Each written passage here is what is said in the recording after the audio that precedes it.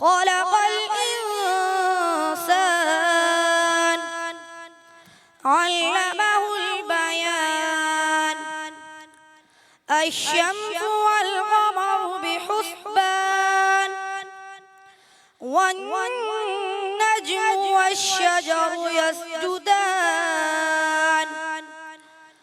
والسماء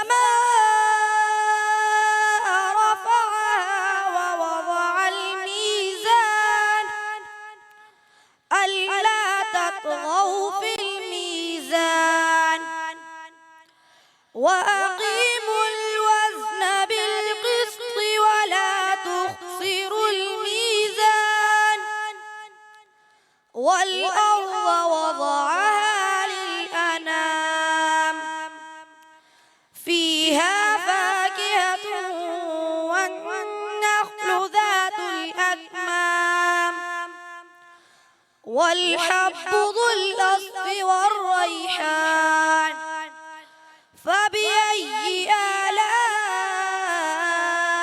ربكما تكذبان صدق الله العظيم.